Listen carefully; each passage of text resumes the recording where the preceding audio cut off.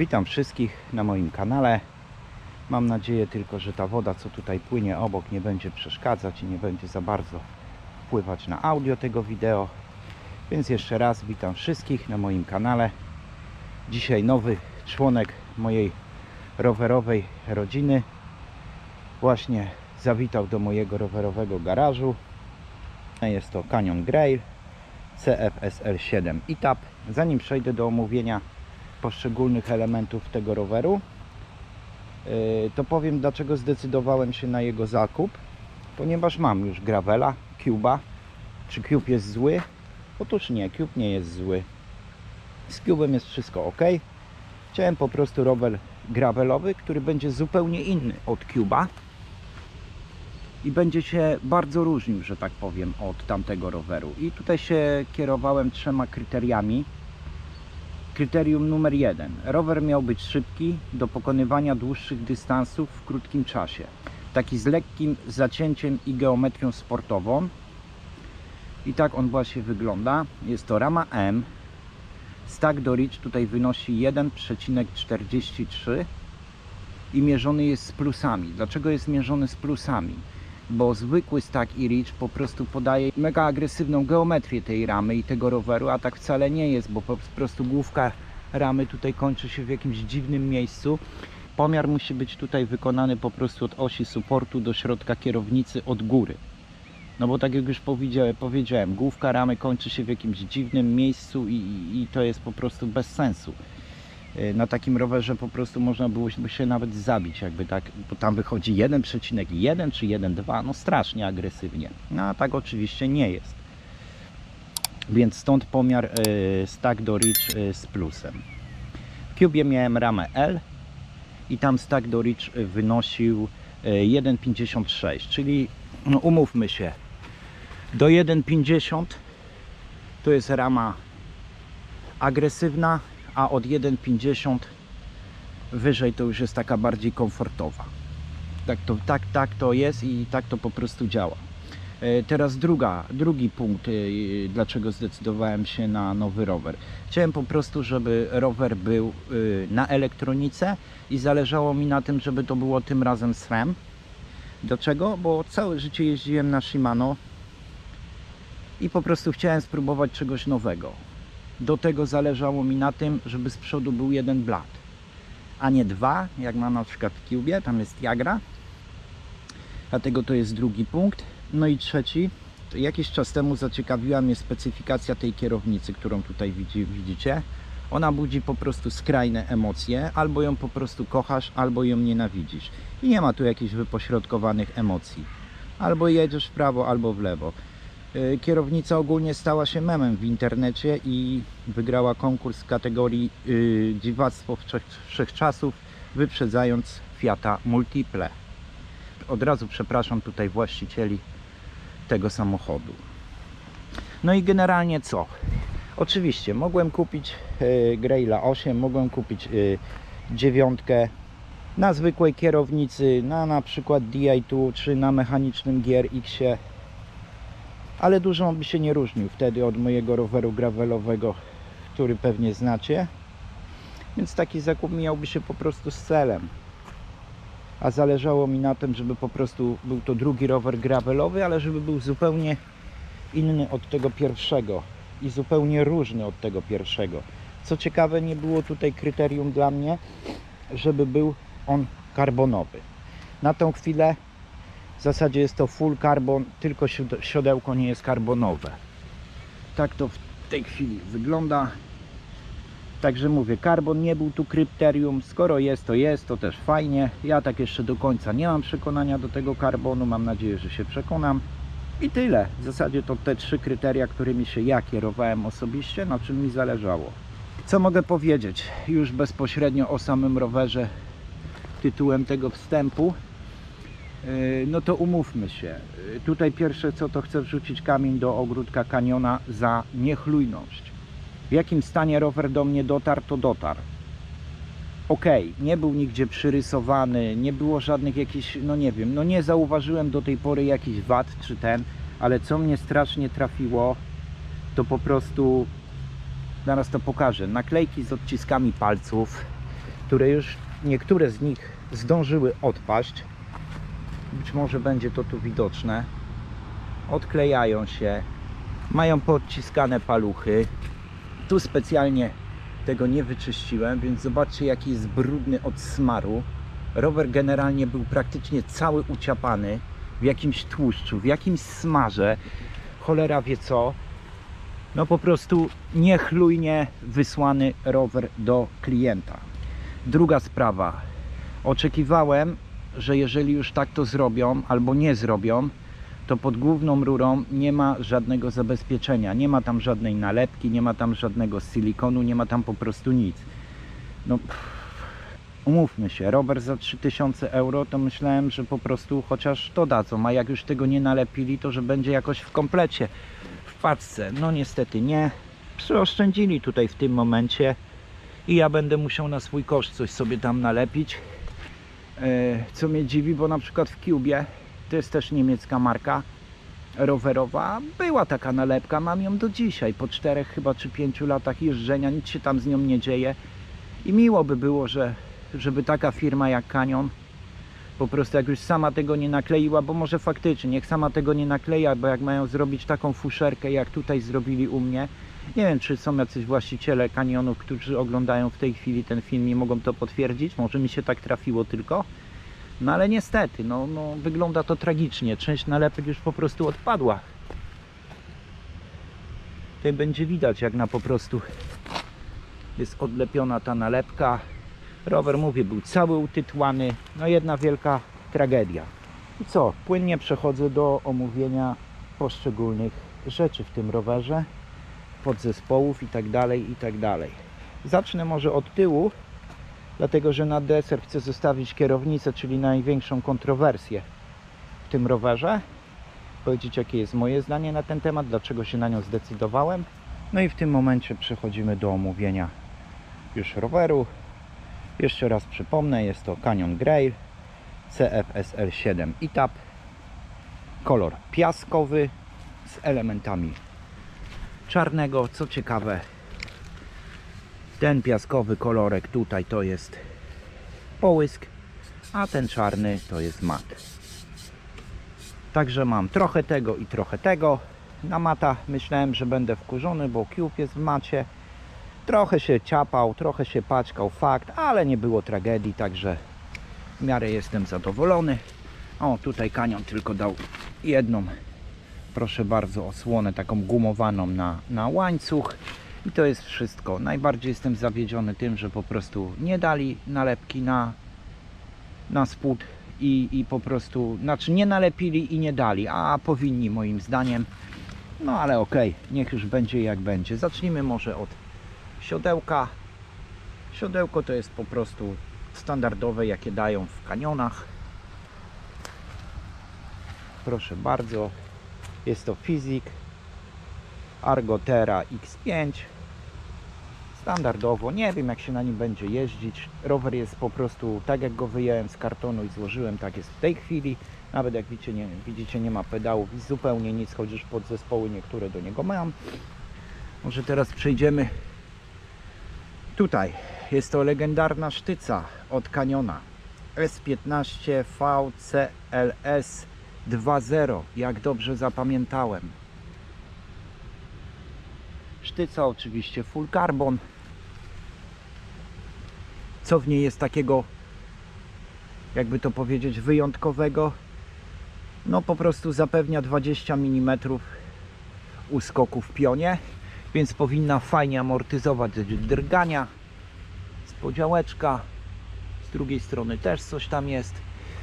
Można ją też sobie wyregulować w 3 pozycjach. Siodełko może być lekko do przodu, lekko do tyłu, albo zupełnie w poziomie. To już jak kto tam lubi, uważa i woli. No i to w zasadzie tyle. Kolejna sprawa. Co tutaj mamy? Jest to przerzutka SRAM Arrival Explorer ETAP AXS. Pierwsza elektroniczna przerzutka u mnie. Jeszcze nie jeździłem na takich, całe życie na mechanicznych. Także nic nie mogę na ten temat powiedzieć, jedynie czyste, suche dane od producenta, jak to się sprawuje, jak to działa. Na pewno takie wideo będzie pierwszych wrażeń z jazdy. Kolejna rzecz, to jest kaseta. Jest to kaseta SRAM Rival X Pro R 12-rzędowa 1044. Fajna kaseta. Generalnie to mówię fajna. No nie wiem czy fajna, po prostu tak się wypowiadają internauci, rowerzyści. Więc mam nadzieję, że i ja będę zadowolony. Jeśli już jesteśmy przy kasecie, no to korba, też dosyć ważna rzecz. Też jest to korba SRAM Rival. Jest to korba 40, czyli ma 40 zębów. Jest to jeden blat, tak jak właśnie mówiłem, chciałem jeden blat, chciałem pojeździć na jednym blacie. O, tutaj takie fajne jest wykończenie, jakieś aluminiowe czy nie aluminiowe, przypuszczam, żeby po prostu gdzieś tam jak łańcuch zleci czy coś w tym rodzaju, to żeby tam nie porysować tej ramy. No to dobra, no to mały plus za te tutaj zabezpieczenia. Co tu jeszcze? Wkład supportu to jest po prostu pressfit od SRAMa. Nic wielkiego, nie miałem okazji jeździć z pressfitu Shimano w Cube, byłem bardzo zadowolony. Nic mi się tam do tej pory nie dzieje po przejechaniu kilku tysięcy kilometrów i naprawdę orałem ten rower dosyć mocno, także chyba powinno być ok. Przejdźmy może na drugą stronę. Pokażmy tutaj jak to wygląda, może tutaj tak mniej estetycznie, bo jest stojak też od Caniona, bardzo fajna rzecz i przydatna, fajnie się sprawdza. Przejdźmy sobie tutaj na tą stronę. No i co? Sztywne osie, no to wiadomo, 12 na 100 i 12 na 142, pewnie standardowo. Tarcza hamulcowa też od SRAMa, montowana na Centerlock, 166 mm i to jest wszystko. Hamulce hydrauliczne też SRAM. Jeszcze tak może pokażę z tej strony jak ten rower wygląda. Wrócimy sobie z powrotem. Co sobie teraz omówimy? Może oponki. Proszę bardzo, są to opony od Schwalbe G1 R-ki. Bieżnik wygląda tak. Troszeczkę może już się uciapało, może z drugiej strony, bo tak pod słońce będzie gorzej widać.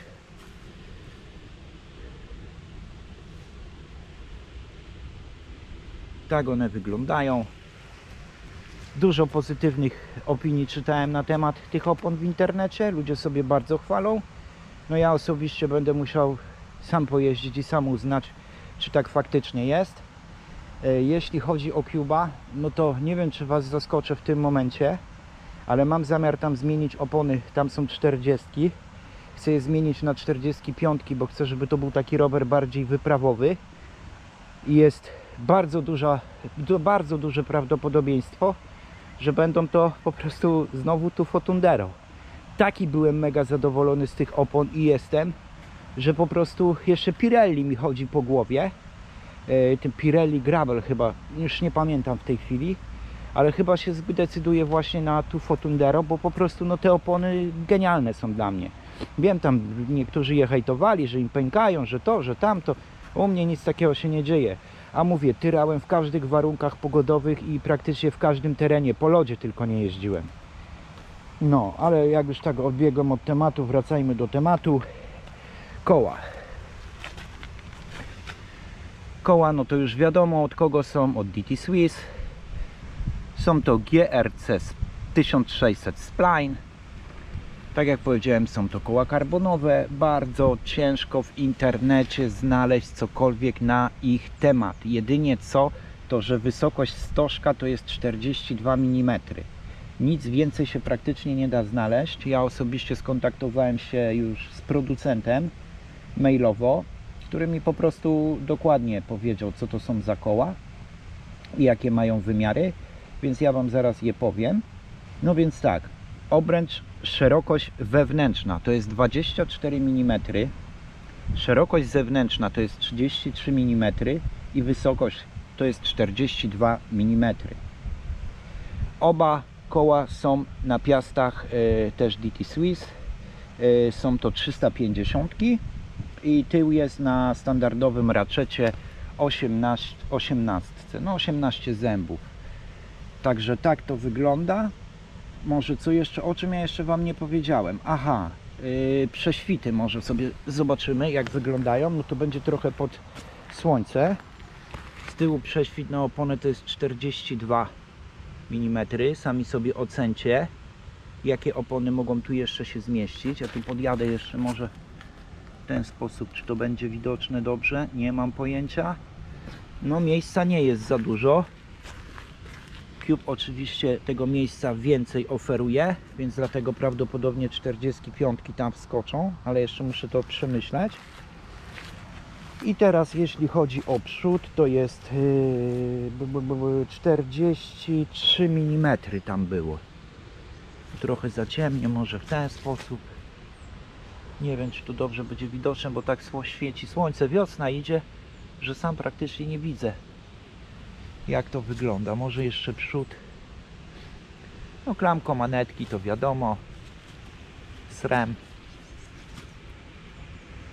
Pełna elektronika, żadnych kabli, żadnych przewodów. Zobaczymy jak to się będzie u mnie sprawdzać.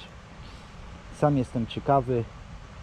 I co, przejdziemy już chyba płynnie do najbardziej kontrowersyjnej rzeczy w tym rowerze. No jest ta nasza dwupłatowa multipla, jak ja to mówię. O co chodzi z tą kierownicą i tak dalej. Już tłumaczę. Wady może. O, zacznijmy od wad tej kierownicy. Na pewno bike fitting. Jeżeli ktoś będzie robił bike fitting, bo na przykład kupi i nie przypasi mu po prostu, no to będzie ciężko tutaj z tą kierownicą. Kokpit jak widać jest integrowany. Zwykłej kierownicy to jest kolejna wada, takiej normalnego baranka nie zamontujecie tutaj, bo tak jak mówię, stack do reach to Wam tu wyjdzie taki kosmos, że będzie to niebezpieczne dla zdrowia i życia. Bo zwróćcie uwagę, że tutaj nie możemy patrzeć na główkę ramy, tu musimy patrzeć na tą górę i to jest o wiele wyżej niż mogłoby się wydawać, że jest. Także to jest dosyć istotne, jest to na pewno kolejny minus, jeśli chodzi o tą kierownicę. Ja znalazłem jeszcze kilka. Z torbą będzie tu ciężko. Jeśli ktoś lubi na kierowcę wozić torbę, no to może mieć z tym problem, bo tu nie jest duża odległość, może ona trzeć po prostu o oponę, trzeba by coś kombinować. Są dedykowane torby Canyona do tej kierownicy, ale dla mnie są one po prostu beznadziejne. To chyba tyle minusów, które ja tutaj widzę na tą chwilę. Nie wiem osobiście jak się jeździ. Wiem tylko, że ludzie bardzo sobie chwalą tą kierownicę, ale to umówmy się, chwalą i są z niej zadowoleni ci, którzy po prostu posiadają rower z tą kierownicą, a po prostu no nie ciepło wypowiadają się o nich ludzie, tak przypuszczam, którzy nawet nie przechodzili koło tej kierownicy. Ludzie są bardzo zadowoleni i mnie to ciekawiło bardzo, bo naprawdę mogłem kupić z normalną kierolką, miałem taki wybór. Jednak tutaj zdecydowałem, że chcę taką kierownicę, chcę jej spróbować, chcę zobaczyć jak się na niej jeździ i tyle, no. I pomimo wielu wad ma też zalety i teraz o nich powiem. No i teraz o plusach. Dzięki unikalnej konstrukcji tej dwupłatowej kierownicy zapewnia ona według producenta jedyną swoją rodzaju ergonomię i komfort. Mamy tu do wyboru 4 pozycje rąk, by zachować świeżość, żeby się tak nie męczyć, żeby plecy nie bolały, ręce, barki i jeszcze nie wiadomo co. Strefa Flex, o, to jest właśnie ta strefa, wykorzystuje właściwości sprężyste karbonu i niby pochłania drgania do 7 razy lepiej niż tradycyjna kierownica. Czy to chwyt marketingowy? Zobaczymy, pojeździmy. Ja na pewno nie mam zamiaru tutaj udawać, że tak nie jest jak tak jest, bo ja mam Canyona, to Canyon jest najlepszy na świecie. Nie, ja tutaj rzetelnie będę się starał do tematu podejść, ocenić czy tak faktycznie jest i tyle w zasadzie. Co hamulce opowiedziałem, są to oczywiście hamulce hydrauliczne. Oczywiście rower ma tutaj jeszcze możliwość montażu przedniej przerzutki. Jakby ktoś w przyszłości zdecydował się na przykład na 2 blaty, śmiało można zamontować drugą przerzutkę. Tutaj oczywiście widać są prowadzenia wszystkie. Spod spodu też wychodzi. Tej mi szkoda tu nalepki. Nie mogę tego jakoś zdzierżyć. No niby nalepka, ale mnie by bardzo ucieszyła. No. To tyle chyba. Pomiar mocy jest możliwy w korbie. Od tamtej strony montuje się po prostu już gotowca. Zamawia się tylko korbę, się wymienia. Tutaj właśnie jest więcej informacji na ten temat. No co tutaj jeszcze, no co, no miejsca na bidon, na koszyki. Nie jest to rower do typowego bikepackingu. Oczywiście możecie się uwiesić torbami, jeździć, nie ma problemu. Ja właśnie chciałem rower do takich szybkich przejazdów, gdzie mam mało czasu, chcę iść na rower, godzinka, przejechać jak największy dystans, coś porobić i dlatego ten rower wybrałem.